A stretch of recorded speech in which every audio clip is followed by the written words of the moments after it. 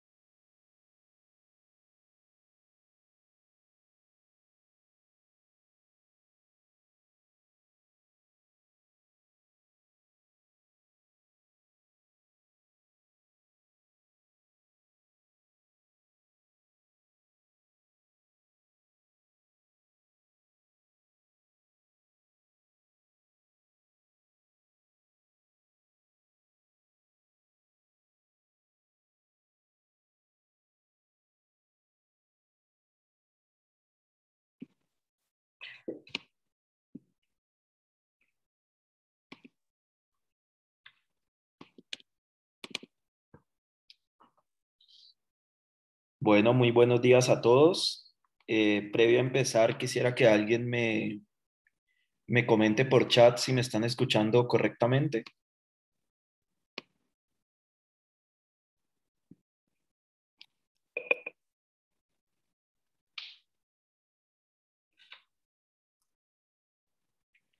Listo, listo. Gracias, Liliana. Bueno, entonces, pues bueno, primero que todo, bienvenidos a este primer viernes de Soluciones Sostenibles del Consejo Colombiano de Construcción Sostenible. Este es un espacio que hace parte de la agenda gratuita del Consejo que ofrecemos a nuestros miembros y que la idea es que a partir de hoy y cada viernes del año vamos a tener un tema relacionado con construcción sostenible, ¿sí? Entonces, para que se puedan agendar de una vez, estén muy pendientes de las redes del Consejo, que ahí es donde publicamos constantemente y con anterioridad cada uno de estos viernes de soluciones sostenibles. Bueno, el día de hoy y quisimos comenzar con este tema, siguiendo la dinámica también del año anterior, les voy a hablar sobre el contexto normativo nacional de construcción sostenible, ¿sí? Este contexto normativo, digamos que integra un marco general de política pública que deriva principalmente de unos compromisos internacionales que Colombia adquirió, ¿sí? Después de unos tratados, acuerdos y demás que ha firmado a lo largo de estos años y principalmente desde el año 2015. Y para poder cumplir, digamos, con todos estos compromisos que Colombia ha adquirido, entonces internamente ha legislado leyes, decretos, resoluciones y demás que directa o indirectamente le apuntan a la construcción sostenible. Y eso es lo que vamos a mirar el día de hoy. ¿Listo? Entonces voy a proyectar acá mi pantalla. Tengo una presentación. Listo, ahí ya la estoy proyectando. Déjenme, yo minimizo acá el tema del video y estoy pendiente acá de los participantes también. Bueno, entonces, previo ya a entrar en detalle, me presento. Mi nombre es Juan David Liscano Palacio, soy especialista jurídico del Consejo Colombiano de Construcción Sostenible. Llevo ya más de 4 años en la organización y dentro de la misma, pues soy el encargado de los temas relacionados con política pública y también de los incentivos tanto tributarios como financieros asociados a construcción sostenible. De estos incentivos que tienen pues también un tema importante normativo, los entraremos a mirar a lo largo de esta presentación. Decirles que al final vamos a dejar unos minutos para que ustedes pues vayan dejando sus preguntas en la cajita de chat, o si quieren pues de pronto al final también activar sus micrófonos, pues me avisan y pueden hacer las respectivas preguntas. Esta presentación les llegará a su correo y el video de esta presentación también quedará en el canal de YouTube del Consejo. Bueno, entonces, primero que todo, traigo acá unas cifras de innovación, ¿sí? Digamos, de iniciativa del sector privado, para que vayamos aterrizando ya este tema e iniciar pues con lo relativo a sector gobierno.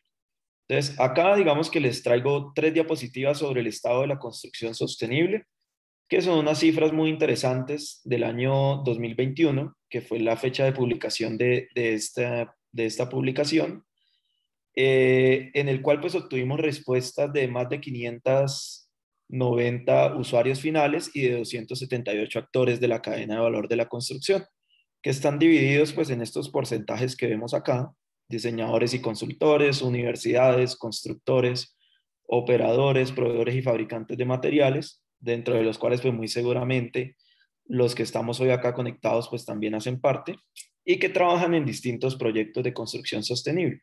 ¿Listo? Residenciales, comerciales, institucionales, educativos, de salud, etc. Y quiero rescatar de esto el impacto de la construcción sostenible en la actividad constructora, ¿sí?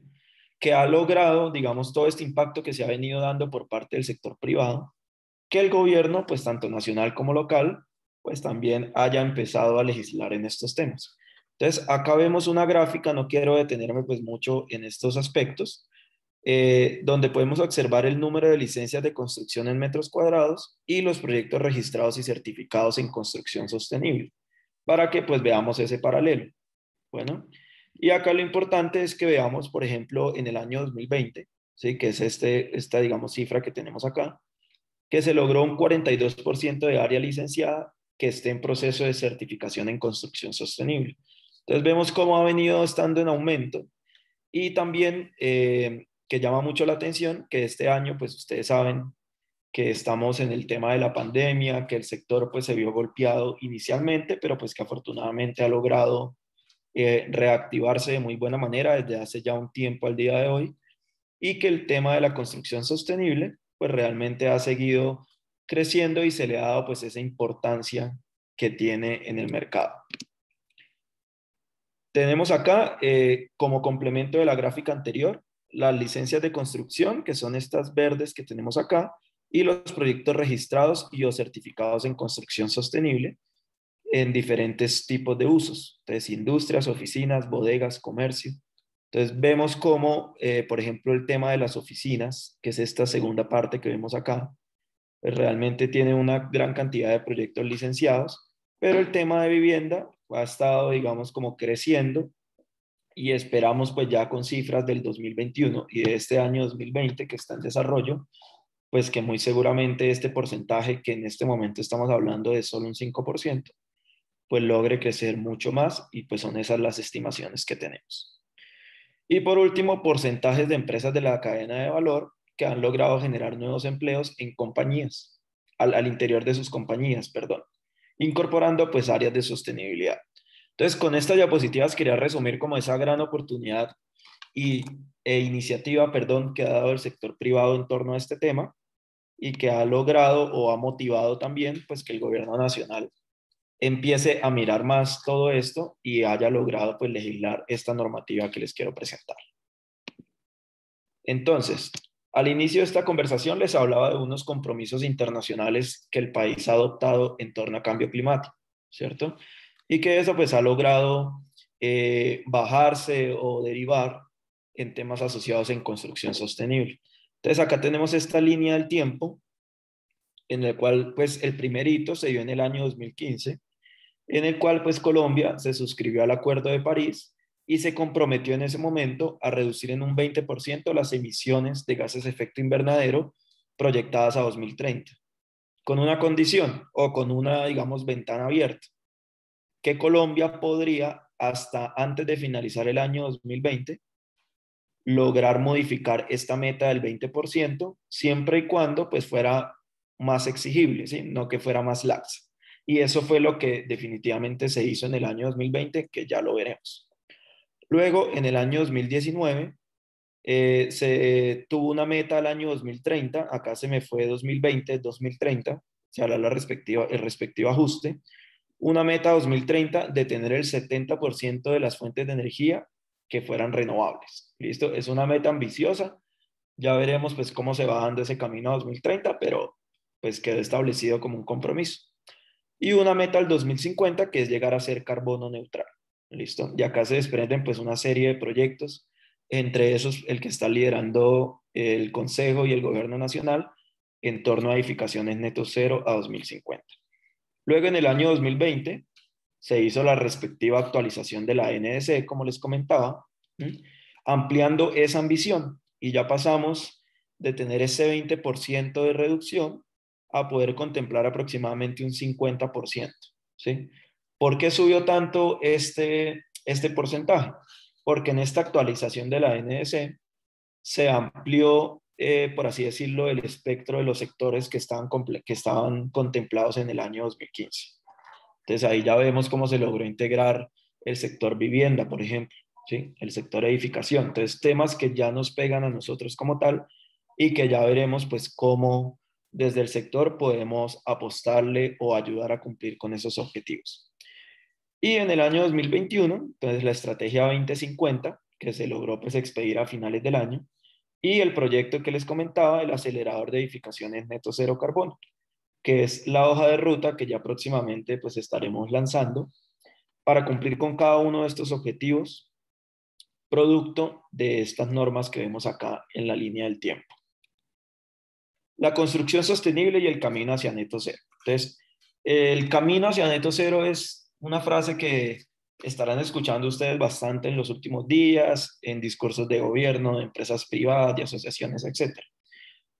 Y básicamente pues se resume en esas metas a corto, mediano y largo plazo. ¿Mm? Principalmente lo que entendremos como 2020 a 2030, que es el corto plazo, 2030 a 2040, que es el mediano plazo, y 2040 a 2050, para que en 2050 pues seamos un país neto cero carbono y lo que nos interesa a nosotros pues en el sector edificación. Bueno, aquí tenemos unos retos que son mundiales, pero pues que se ajustan perfectamente al contexto colombiano. Entonces, tenemos hasta 2050 en temas de calentamiento global para limitarlo a menos de 1.5 grados. ¿Sí? Que como estamos en este momento, lo que se espera es que lleguemos a ese 1.5 y lo que queremos es que sea menor. El entorno construido es responsable del 38% de las emisiones de CO2. Es un porcentaje bastante alto, ¿cierto? Y ahí es donde nosotros como actores de la cadena de valor, pues tenemos que empezar a seguir construyendo país en torno a la sostenibilidad. Para el 2050 se proyecta que el stock de edificaciones en el mundo se duplicará. Bueno, estas son estimaciones ajustadas también a lo que se prevé a nivel país. 4.000 millones de personas son vulnerables a los impactos del cambio climático.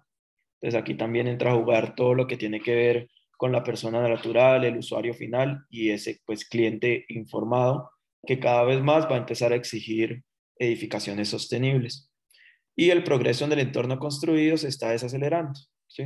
Esto puede que en Colombia, digamos, no sea tan así. Hemos tenido, por lo menos en el sector vivienda, un récord en el último año de construcción de vivienda, tanto BIS como no BIS.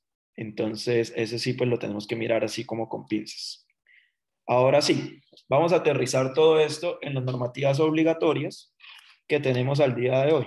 Bueno, esta presentación la dividí en normativas obligatorias, normativas voluntarias, donde entramos ya a ver el tema de los incentivos y documentos de política pública, ¿sí? En el cual podemos ver estrategias, podemos ver los documentos COMPES, que son aquellas directrices o recomendaciones que da el gobierno y que derivan finalmente en estas normas. Bueno, entonces en normativas obligatorias, ¿qué tenemos? Entonces, la primera, que es esa sombrilla grande, que es el Plan Nacional de Desarrollo 2018-2022. Este Plan Nacional de Desarrollo, como bien su nombre lo indica, y su vigencia, es el plan que acompaña a cada gobierno nacional. ¿Esto qué quiere decir?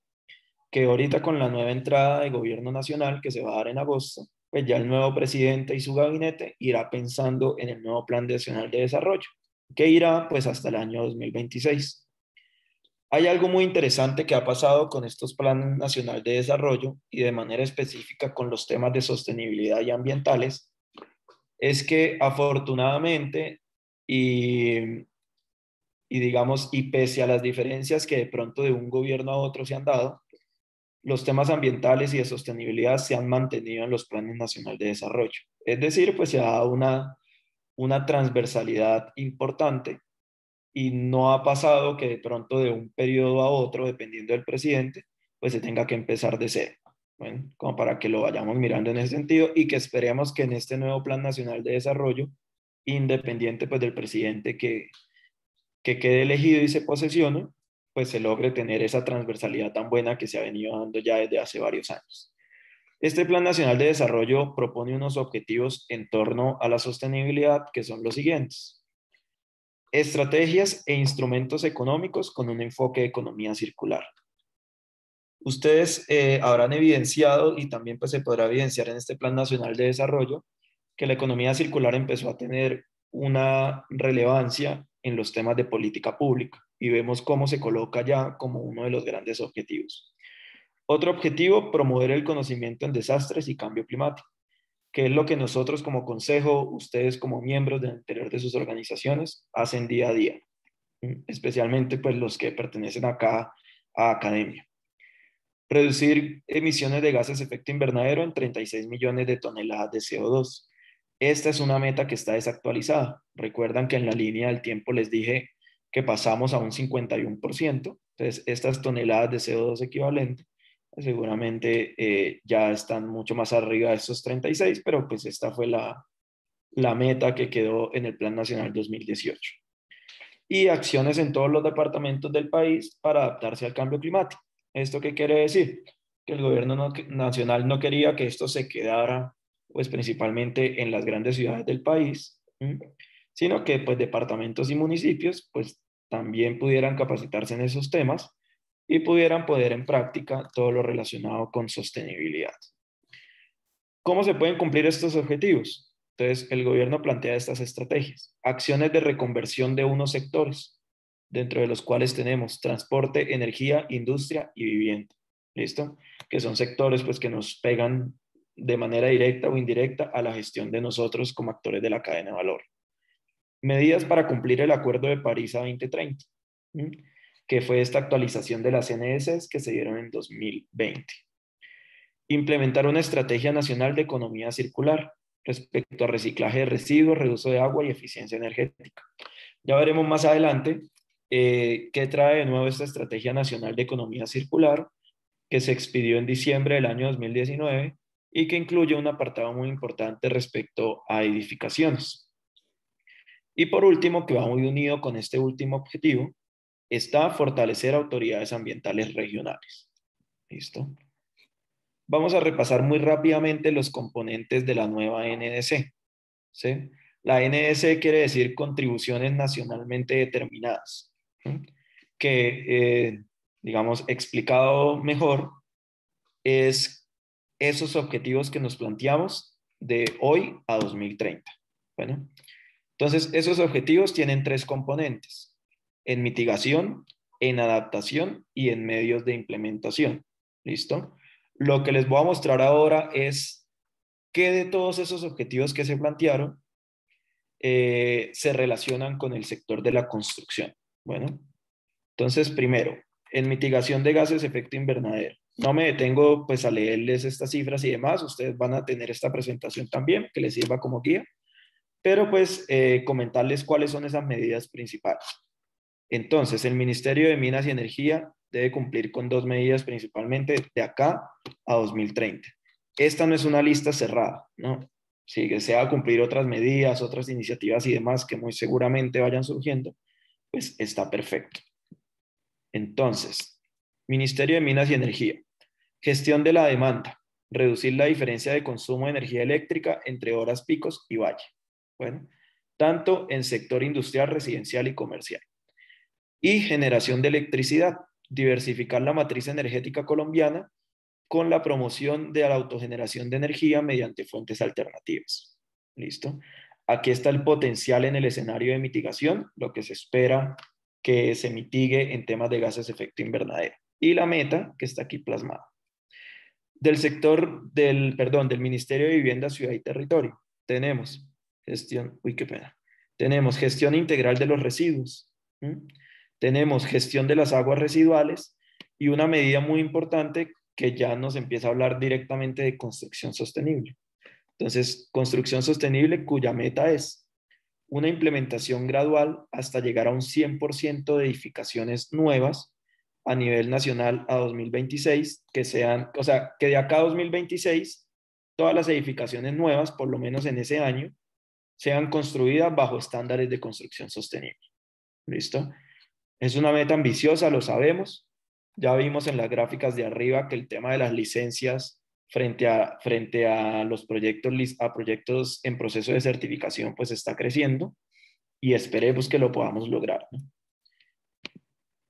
Respecto al Ministerio de Comercio, Industria y Turismo, entonces tenemos gestión para el desarrollo integral de las ladrilleras, temas asociados con eficiencia energética en el proceso productivo, perdón, y proceso de producción sostenible en el sector cemento. Entonces, estos son dos sectores o dos industrias más bien que generan muchas emisiones de gases de efecto invernadero. Entonces, es muy importante que ya se vaya pensando en cómo se puede incrementar la eficiencia en esos procesos. ¿Listo? Que seguramente pues el aporte va a ser muy significativo. En Ministerio de Transporte, temas de movilidad eléctrica. ¿Listo? Hay sistemas de certificación que contemplan aspectos de movilidad eléctrica. Entonces, pues importante irlo como teniendo en cuenta y ver cómo se puede hacer ese match, ese link con las edificaciones sostenibles. Y para el Ministerio de Ambiente y Desarrollo Sostenible, promoción de distritos térmicos para la sustitución de sistemas de enfriamiento en ciudades. Bueno, al ver esta lista que les acabo de presentar, podría interpretarse que está como cortica, ¿cierto? Que cada uno de estos ministerios pues podrían hacer muchas más cosas. Y la verdad es que lo están haciendo. ¿Listo? Cada ministerio al finalizar cada año plantea una agenda regulatoria. Y en las agendas regulatorias, por lo menos de este año 2022, vemos que hay muchos más temas contemplados. ¿Listo? Entonces, claramente deben cumplir con esto, pero la ambición pues de cada uno de estos ministerios va mucho más allá, que es una gran noticia. Bueno, eso era respecto a temas de mitigación. Y respecto a temas de adaptación, rescatamos lo siguiente. De vivienda, ciudad y territorio, perdón. Incorporación de la adaptación al cambio climático en los instrumentos sectoriales a través del desarrollo de lineamientos, herramientas y criterios que orienten la gestión de la adaptación en el sector. Bueno, y en el sector de agua y saneamiento básico, alcanzar el 68% del tratamiento de aguas residuales urbanas domésticas a 2030. Y por último, los medios de implementación. Entonces, ¿cómo puede implementar cada sector de los que vimos y también la sociedad civil y el sector privado todos estos objetivos? Entonces, por medios de planificación, de educación, formación y sensibilización, que es lo que estamos haciendo en este momento, temas de información, tecnología e innovación, financiamiento e instrumentos económicos, que es un área muy importante de la sostenibilidad, y construcción y fortalecimiento de capacidades. Bueno, entonces eso respecto a la NDC, que son esos objetivos que tenemos de acá a 2030. Bueno, luego tenemos, ya entramos como tal a un punto de vista normativo, que está la resolución 549 de 2015. Muy seguramente la mayoría o todos los que estamos acá sentados la conocemos. Esta es una resolución que, como bien su nombre lo indica, pues se expidió en el año 2015 y que tiene como objetivo establecer unos porcentajes mínimos de medidas de ahorro en agua y en energía. Bueno, me salió aquí un mensaje que ahora podían ver mi pantalla. ¿No la estaban viendo? ¿Alguien me podría confirmar de pronto? Perdón. O no sé si fue como un error acá de Zoom. Yo vengo presentando desde hace ya como 20 minutos. Ah, bueno, listo. Gracias, Liliana. Perfecto. Entonces sí fue un error acá de la plataforma. Entonces, tenía como objetivo establecer unos porcentajes mínimos de medidas de ahorro en agua y en energía. Bueno, esa resolución en su momento, digamos que no generó el impacto que se esperaba. Es una resolución de carácter obligatorio, pero pues la verdad es que al día de hoy, ya veremos algunas cifras importantes, pues no ha tenido como ese alcance y ese cumplimiento que se ha querido. ¿Sí? Principalmente por una explicación o respecto a la metodología que se tiene para cumplir. ¿Sí? La metodología no es muy clara y por eso mismo el Ministerio de Vivienda en este momento está en proceso de actualización de esta resolución.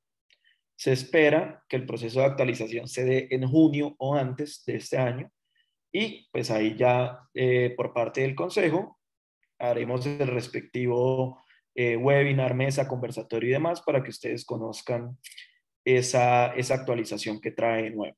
Bueno, entonces 549 de 2015, fundamental para los que estamos aquí sentados, pues digamos es conocido como la guía de ahorro en agua y energía de edificaciones nuevas. Bueno, luego tenemos resolución 472 de 2017, que recientemente fue actualizada. No quiere decir que esta deje de existir, sino que existe junto con la nueva que ya veremos que trae de novedoso. ¿Cuál es el objetivo de esta resolución? Establece las disposiciones para la gestión integral de los RCDs. Bueno, entonces ahí se tocan temas de generación, de recolección, de transporte, almacenamiento, y etcétera, de este tipo de residuos. Bueno, ¿qué pasó con esta resolución en el año 2017? Entonces, algo muy similar respecto a la 549, y es que no fue muy buen recibo por parte de los actores de la industria, ya que contemplaba como algunos temas de aprovechamiento que no lograban cumplirse, faltaba como una ampliación importante respecto a definiciones, respecto a los que recolectan y almacenan también estos residuos, que es lo que trajo, digamos, como nuevo la nueva resolución que salió a finales de noviembre del año pasado. Y esa resolución es la 1257 de 23 de noviembre de 2021. Entonces, que actualiza y modifica la 472 de la que acabamos de hablar. Y acá yo tengo unos aspectos a resaltar. Entonces, modifica lo referente al aprovechamiento, que se puede hacer no únicamente en plantas de aprovechamiento fijas o móviles, sino a través de un receptor, que ese receptor pues también puede ser una persona natural. ¿Listo? Se modifica lo referente al programa de manejo ambiental, adicionando el deber de presentar un reporte periódico durante la ejecución de la obra. En la 472 se estipulaba lo del reporte periódico, perdón, lo del reporte, pero solo al inicio y al final. Ahora esta resolución pide esos dos reportes, pero también cada 3 meses durante la ejecución. Se actualizan las obligaciones de la autoridad ambiental competente y se modifican las metas de aprovechamiento de RCD. ¿Listo? Este es un tema amplio que podríamos, digamos, hablarlo durante una hora y media, que sé que es de mucho interés también para ustedes. Y por eso el año pasado, en diciembre, hicimos un conversatorio con el Ministerio de Ambiente, ¿listo? De manera específica con Catalina Romano, que fue es la persona que lideró toda esta actualización al interior del ministerio. Bueno, todos estos videos los pueden encontrar en el canal de YouTube del Consejo y ahí, pues, digamos, pueden revisar también ese conversatorio que se dio sobre este tema en el mes de diciembre. Acá tenemos unos resultados del estado de la construcción en Colombia respecto a estas dos normativas obligatorias. ¿Listo? Entonces, se los leo para que veamos también cuál ha sido el cumplimiento de estas dos.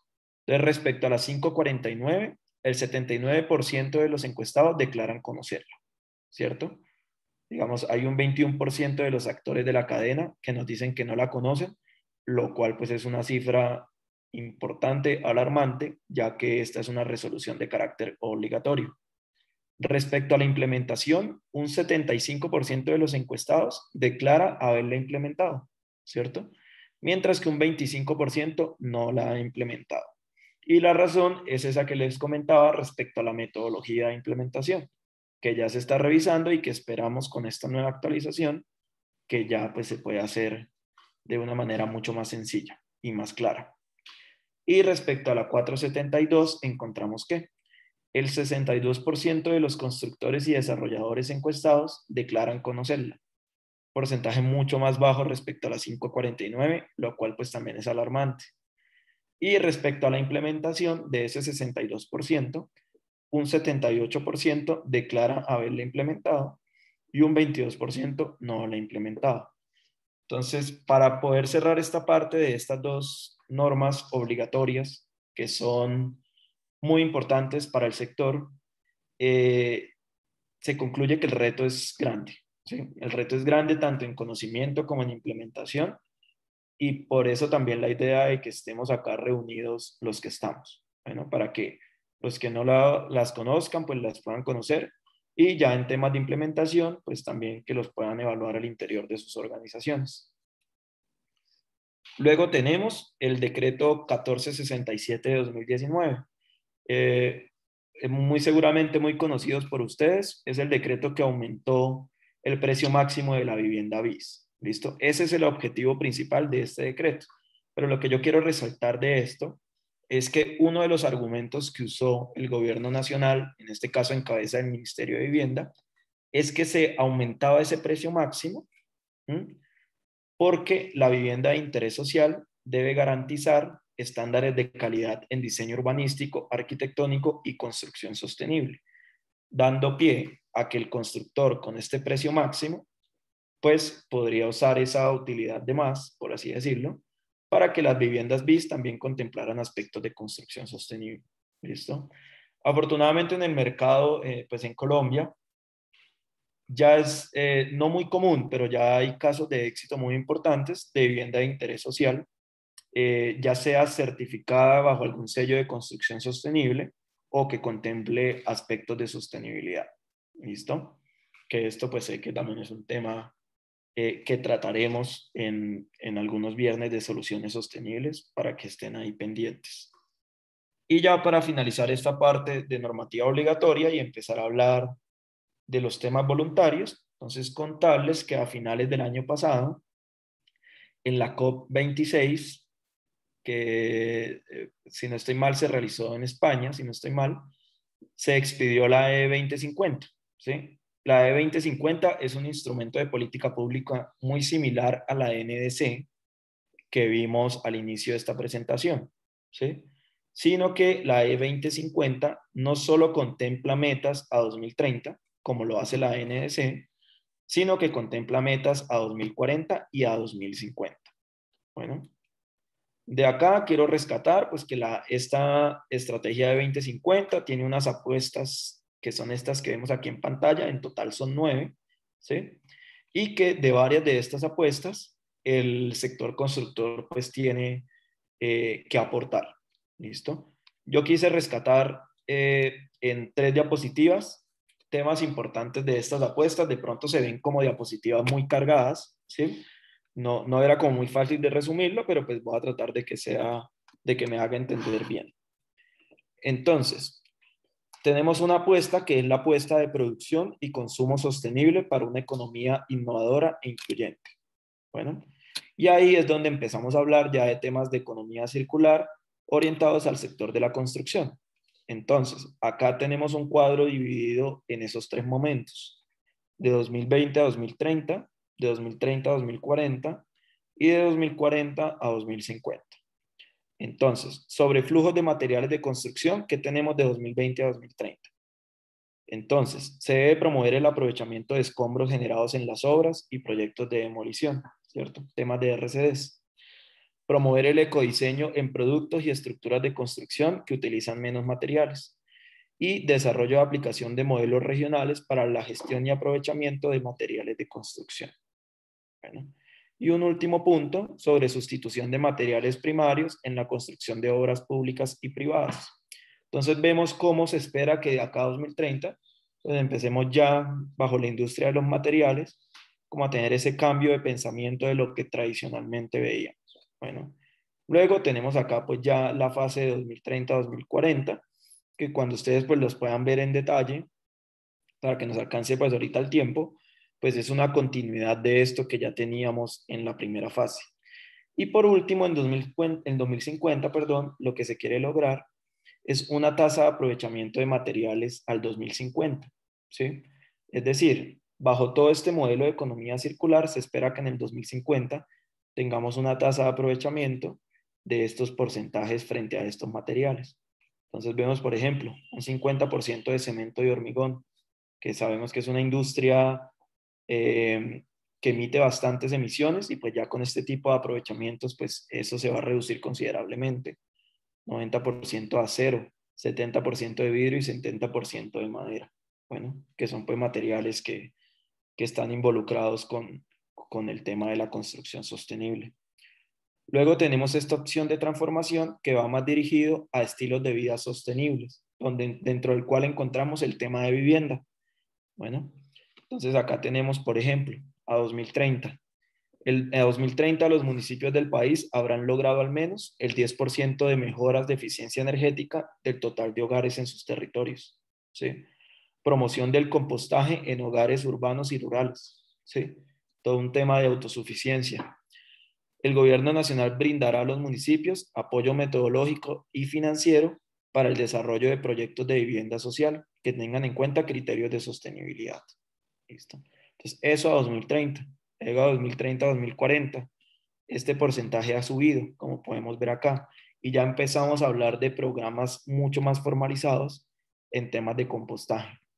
Y ya a 2040-2050, entonces, por ejemplo, se ha logrado sustituir entre 60 y el 80% de electrodomésticos con baja eficiencia energética en estratos 1 y 2. La eficiencia en el consumo de energía y agua en los hogares colombianos aumenta. El 90% de los hogares colombianos reporta realizar actividades para aumentar la eficiencia. Entonces, son medidas que, viéndolas así en estos cuadros, pues digamos, no queda muy claro cómo llegar a cumplirlas. Y ahí es donde entran los ministerios y las entidades públicas locales a legislar sobre estos temas. ¿Listo? Y por último, respecto a la E2050, tenemos la opción de transformación sobre edificaciones altamente eficientes. Entonces, esta diapositiva, como pueden ver, es bastante cargada, pero quiero remitirme pues a esa meta a 2050, que es la siguiente. 100% de edificaciones nuevas, infraestructura y renovaciones generan cero emisiones de carbono incorporado, que es lo que veíamos al principio de un país neto cero carbono. Y el 100% de edificaciones nuevas y existentes son neto cero en carbono operacional. La meta es súper ambiciosa, pero vamos por un buen camino y muy chévere pues que ustedes estén acá presentes el día de hoy para que puedan alinear también las intenciones de sus empresas o de su gestión como profesionales independientes bajo cada una de estas metas que hemos visto al momento. No sé si al momento tenemos alguna pregunta. Ya entramos a ver lo de las normativas opcionales y ya pues iríamos como finalizando en estos últimos 20 minutos que nos quedan. No sé si alguien tenga alguna pregunta o continuamos, como para que no me escuchen solamente hablar a mí en todo este tema. Listo, ¿no? Entonces creo que podemos ir continuando. Voy a dejar acá el chat de todas maneras. Listo. Y de normativas voluntarias, quiero centrarme principalmente en dos, ¿sí? Y contarles un poco de lo que ha pasado también este año respecto a subsidios del gobierno en torno a la construcción sostenible. Entonces tenemos dos tipos de incentivos tributarios, no, dos normas que hacen alusión a incentivos tributarios en torno a temas de construcción sostenible, de manera específica a temas energéticos. Entonces, Ley 1715 de 2014 promueve el desarrollo y la utilización de fuentes no convencionales de energía.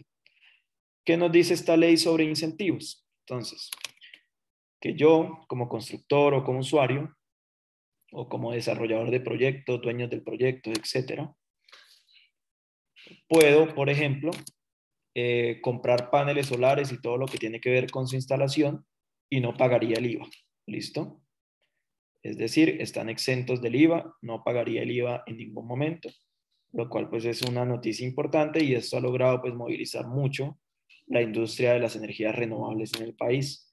Al día de hoy tenemos unas cifras muy importantes de alrededor de más de 1.300 proyectos en temas de energías, de fuentes no convencionales de energía, perdón, que han logrado acceder a incentivos en torno a esto. Bueno, entonces si ustedes al interior de sus empresas, que muy seguramente si trabajan en temas de energía renovable ya lo conocen, pues, o si no, pues les recomiendo echar un vistazo a esta ley. Luego tenemos la resolución 196 de 2020, que es la resolución que ha estado de moda, por así decirlo, por parte de los actores que están involucrados con la construcción sostenible. Esta resolución establece los requisitos y el procedimiento a través del cual la UBME, la Unidad de Planeación Minero Energética, evaluará las solicitudes para acceder a beneficios tributarios. ¿Beneficios tributarios respecto a qué? A exclusión de IVA o a deducción o descuento de renta de elementos, equipos o maquinarias que me permitan demostrar que por su compra e implementación en la edificación me va a generar algún tipo de eficiencia energética. Bueno, esta resolución ha gustado bastante. Al día de hoy tenemos más de 200 proyectos de sector comercial, sector terciario, que han logrado acceder a estos incentivos, ¿sí? En sector residencial no se ha logrado masificar porque la resolución, por algún motivo, digamos que no es muy claro, no dejó planteado un alcance muy importante para el sector residencial. Alcance en temas de elementos, equipos o maquinarias. Esta resolución se va a actualizar este año. ¿Por qué? Porque según la vigencia inicial, la resolución tiene vigencia hasta 2022. Lo más probable es que la UBME, en torno a todos estos compromisos que ya hemos visto, pues la actualice para ampliar esa vigencia, que podría ser una vigencia a 2025 o a 2030, dependiendo de cómo ellos lo estén planteando. Entonces, esta es una resolución muy interesante. Acá lo que les comentaba de los sectores, entonces que nos, digamos, nos interese a nosotros, entonces el sector industria, manufactura, el sector terciario y el sector residencial. Entonces vemos como, por ejemplo, el sector terciario tiene un alcance grandísimo en medidas de eficiencia en energía eléctrica, mejoras en el diseño y construcción arquitectónica, distritos térmicos, sistemas de medición nuevo y sistemas de gestión de energía.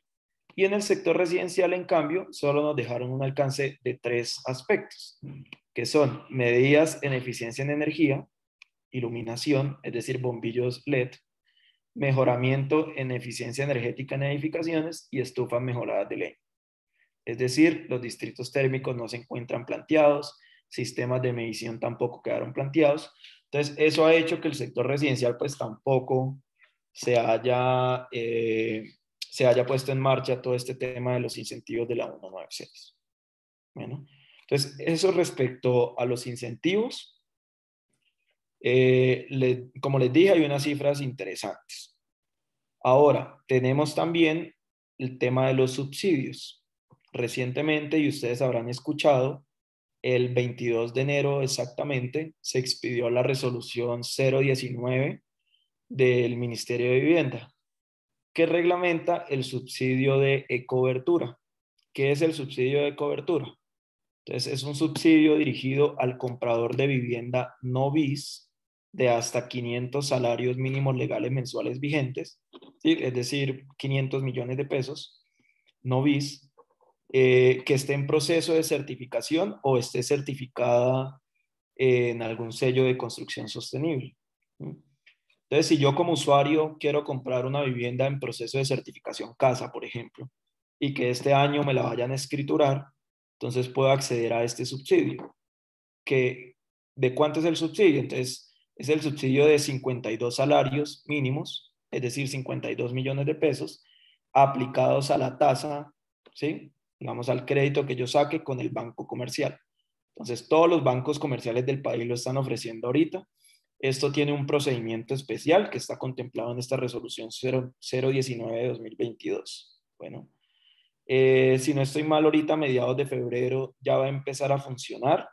Por el momento se está sacando esa base de datos de los proyectos de todos los sistemas de certificación con presencia en el país para que ya los interesados en comprar vivienda sostenible de hasta 500 salarios puedan acceder a este tipo de beneficio.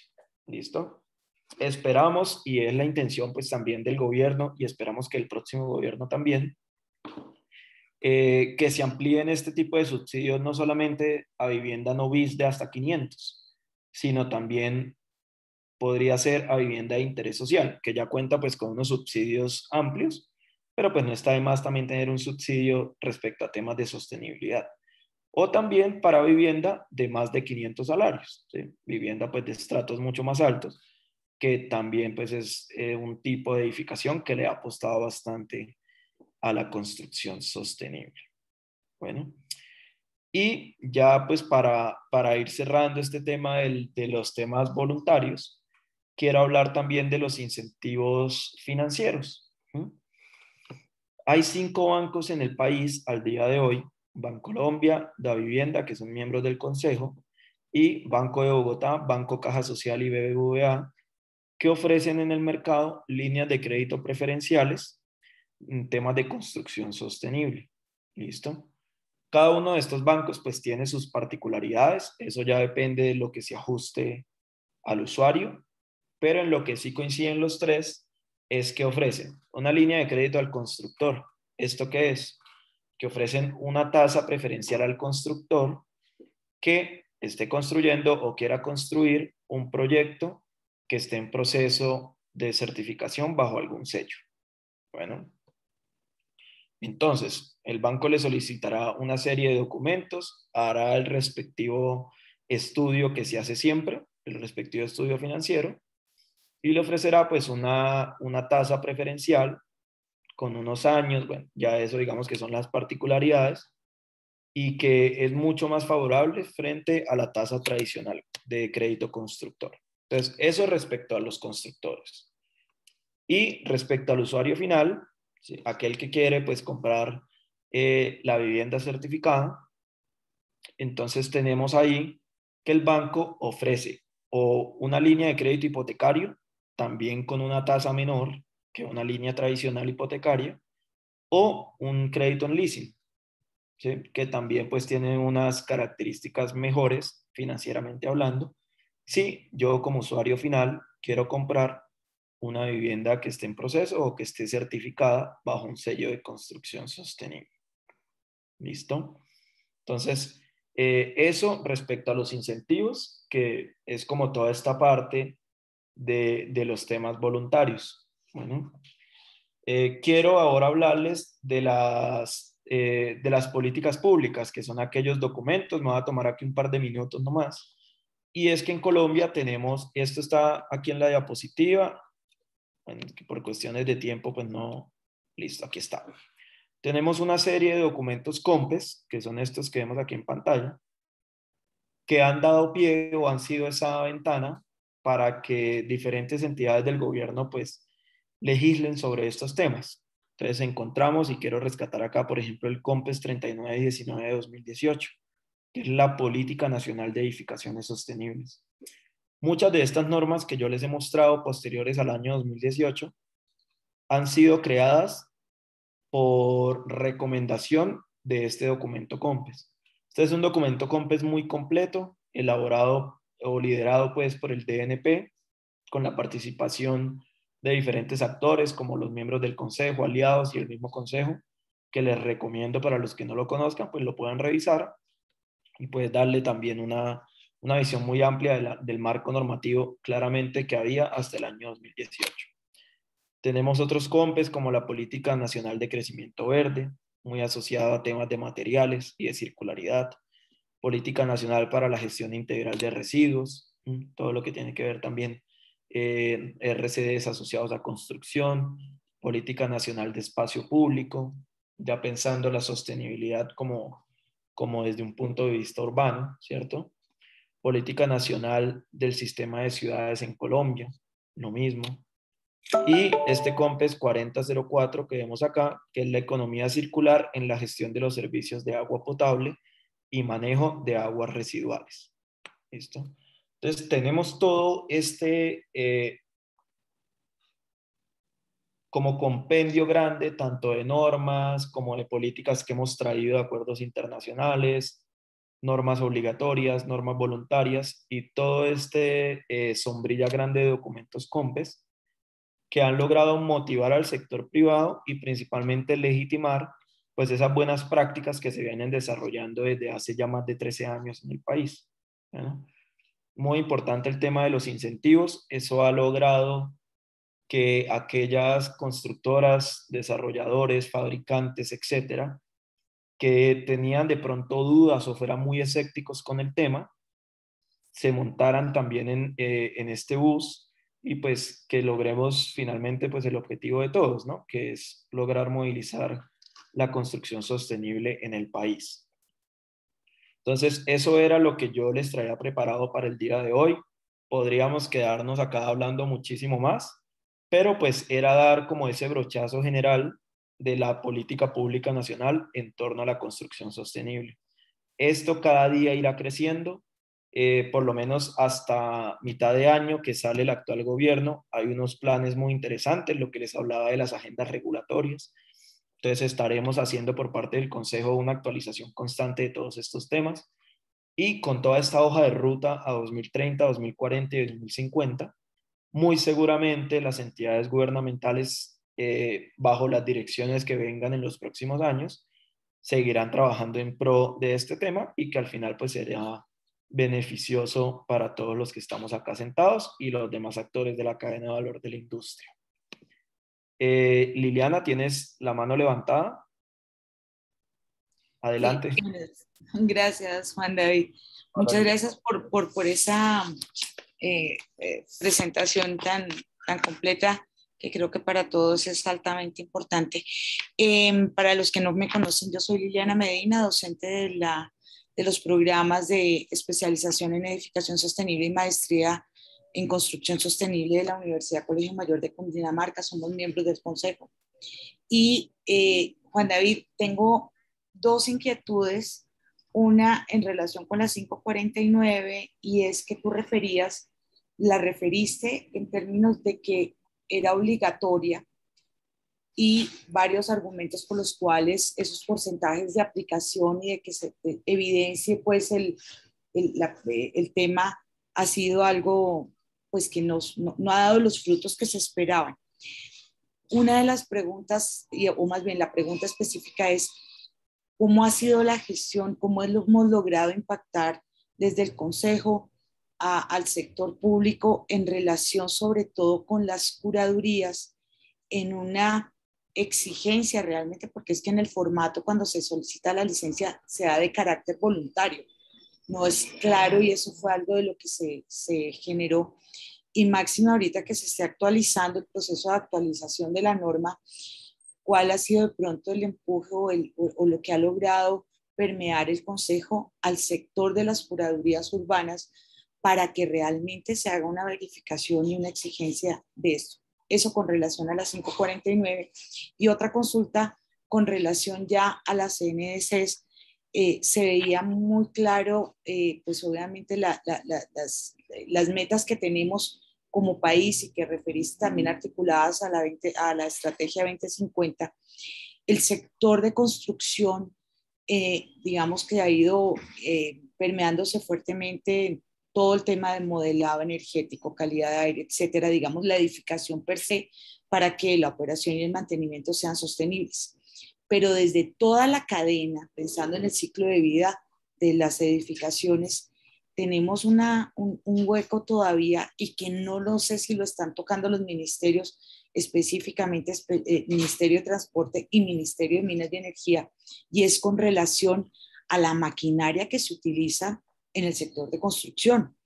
Llámese no solamente en el sector edificatorio o digamos para la construcción de edificios per se, sino en general todo el sector de construcción, porque es que hablamos y nos enfocamos fuertemente, obviamente, en las edificaciones, pero pensando en todas las iniciativas de ciudades sostenibles, el sector de la infraestructura vial, de la infraestructura urbana per se, en términos de la maquinaria que se utiliza, si pensamos en vías, la maquinaria amarilla, pues no hemos, yo personalmente no lo he visto y he estado buscando mucho al respecto porque tenemos un proyecto de tesis de maestría de uno de los estudiantes del programa relacionado al tema.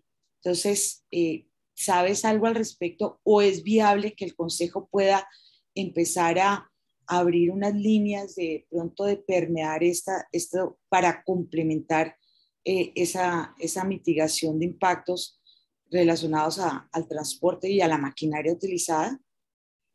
Listo, Liliana, perfecto. Muchísimas gracias por las dos preguntas. Respecto a la primera, que pues tiene que ver como con esa exigencia por parte de las curadurías, ¿no? Lo que pasa es que al momento, y la misma resolución lo establece, en uno de sus artículos dice que la resolución no es una norma urbanística, sino una norma de carácter técnico. ¿Listo? Esto abre la puerta o abre la puerta en su momento y es uno de los temas que esperemos se diriman, digamos, en esta nueva actualización, de que las curadurías pues realmente no tengan ninguna obligación, ¿sí?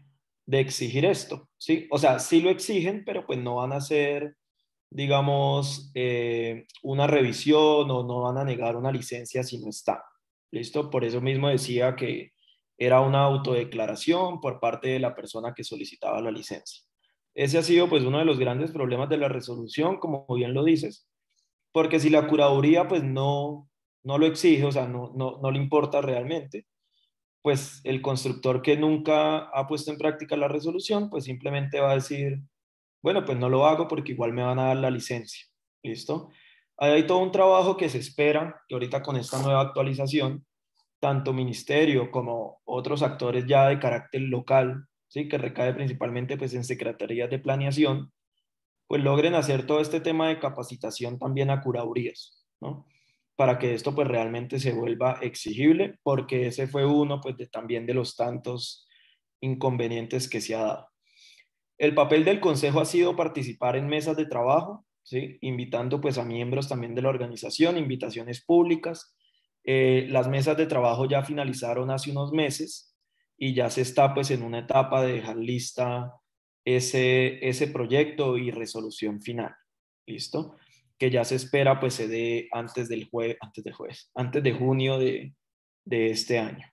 Entonces, eso respecto a lo de la resolución. Y respecto a lo de la maquinaria amarilla, nosotros sí estuvimos trabajando, pero desde un punto de vista local acá en Bogotá, ¿sí? Con la Secretaría de Ambiente. Pues de este tema de maquinaria amarilla, de las emisiones, de todo el tema de transporte, que sabemos que sí afecta, digamos, de manera directa con el tema. Si quieres, me escribes y yo te doy el contacto de la persona que estaba liderando eso desde el distrito para, digamos, como parte del proyecto de grado del estudiante que me dices. Y desde el proyecto de Neto Cero Carbono, también pues hemos identificado todo el tema de maquinarias asociado con la línea de acción de tecnología, ¿sí? Entonces, es algo que quedará planteado en esta hoja de ruta que está próximamente a salir, que esperemos pues se presente, perdón, en marzo de este año, pero pues sí es un tema que desde el Consejo nos interesa mucho y que sabemos que ha faltado pues fuerza y pues también un poco de voluntad política para ponerlo a trabajar, ya que como bien pues tú lo indicas, todo este tema de transporte, maquinarias y demás, pues sí genera un impacto bastante negativo en el ambiente.